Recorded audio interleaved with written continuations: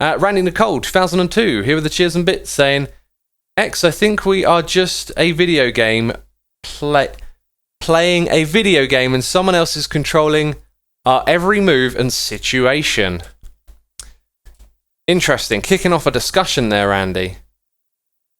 You know, this whole idea of like simulation, are we living in a simulation? If we are, then it's likely that that simulation is therefore inside of another simulation. It goes on and on. It goes down an endless rabbit hole. The discussion I'm always interested in is determinism. Are our actions and the illusion of free will, as I would call it, are they our own? Is consciousness and experience we're actually having control over? Certainly feels like it, and as I lean towards determinism, I still feel like the illusion of free will is a gift and something you can still utilize. There's often that kickback of like, oh, just let go of everything and don't do anything then if it's deterministic. It doesn't have to be that way.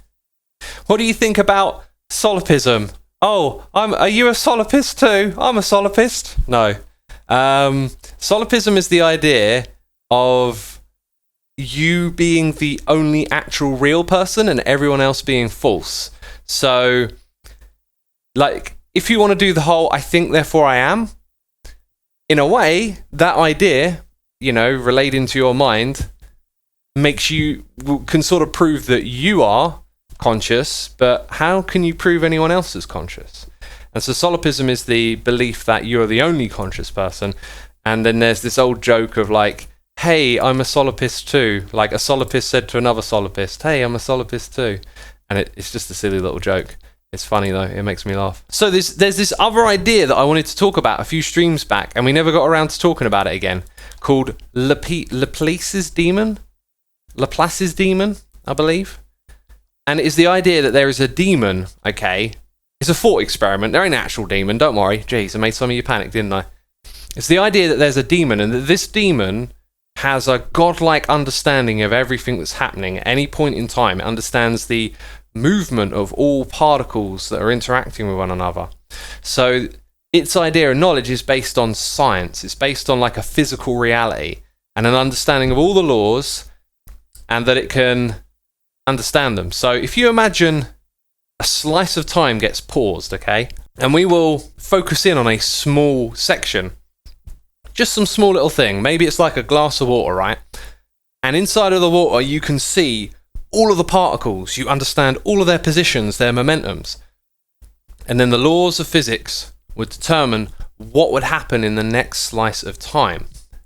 Okay? So this is an idea for determinism, is that if you could conceive in one single moment of time all that's happening all at once, all of those particles in their gazillions, you know, they're gazillions upon gazillions, you would understand what happens in the next slice of time. And so it's a very deterministic thought experiment. The idea that determinism could be what underpins everything, that the laws of science, and, you know, things like the laws of science. I sound so smart sometimes, don't I? Jeez. The laws are like gravity and thermodynamics and all these other properties of our universe mean that everything that happens always obeys to those laws. So every single instance of time determines the next slice of time. Okay? So if the slice of time you're living in right now, all the thoughts and the feelings that you're having are determining the next little slice of time, then what control do you assert over it? Where does free will come into play? How can you inject like something random or chaos into this ordered system of things that interact with each other? Don't quantum mechanics break the Laplace's demon, says Emperor Akira. Now, I've spent a lot of time listening to stuff about quantum mechanics, okay, because I'm into my edutainment, but I ain't going to pretend like I really understand it, okay? But having listened to a lot of different people talk about it, there are people that do this thing where it's like, ooh, when we go down to the quantum level, everything's random and it means, you know, all this hokey pokey woody woo stuff, right? That stuff's pretty like nonsense, okay? then in the people that actually understand what's happening down at that level, there tends to be like these two different sort of ways of looking at it. And one where the language focuses on the word random, which kind of like adds an idea that there's no order to it or there's no structure to it. And then there's other people that use the term of probabilistic. And so the double split experiment, the idea is that the act of performing the experiment interferes with the experiment itself, and so you get this like seemingly random result. But actually, the result is probabilistic, because where the thing appears, when they do the double slit experiment, it's more likely to appear in one position than it is in another one, but it can go into different positions. So the probabilistic approach could suggest that we just don't understand it enough. And so if you think of quantum mechanics like that, like rather than give in to the sway of it all being hokey-cokey magic, like if we just think, hey, maybe we don't understand this enough yet, that's the way I would look at it, right? Like the more we learn about it, then maybe we'll figure out, oh, okay, you know, this is explainable. So to underpin Laplace's demon with like the idea that randomness breaks it, maybe we don't actually understand if there is something truly random or not.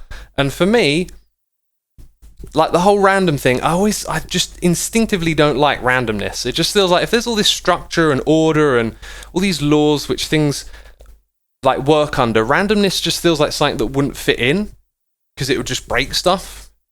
And anyway, the thing about the Laplace's demon is that was an idea that I had when I was like, you know, decades ago when I was a kid. Like, and I was thinking about this stuff for the first time. When you're in the kind of like, oh man, everything's like I just watched The Matrix, and now I'm like a philosophy major, and oh man, the system, it's all like blinding you. Look at all the sheeple, you know. When I was when I was young, and I used to think like that, you know.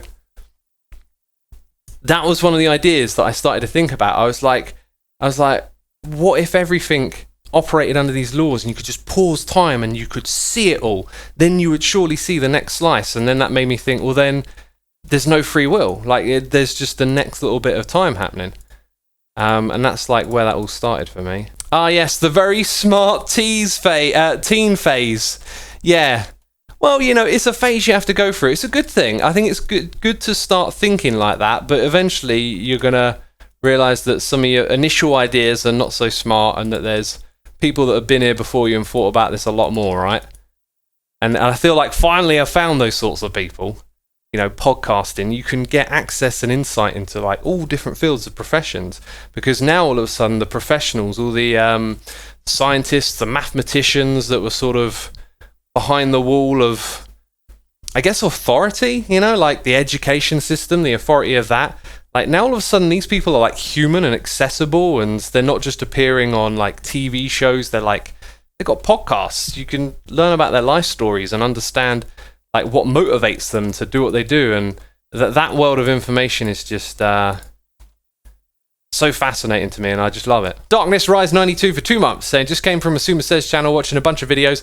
Love that channel. Thank you. I mean, what we were just talking about will probably end up on there, you know? You can watch it again.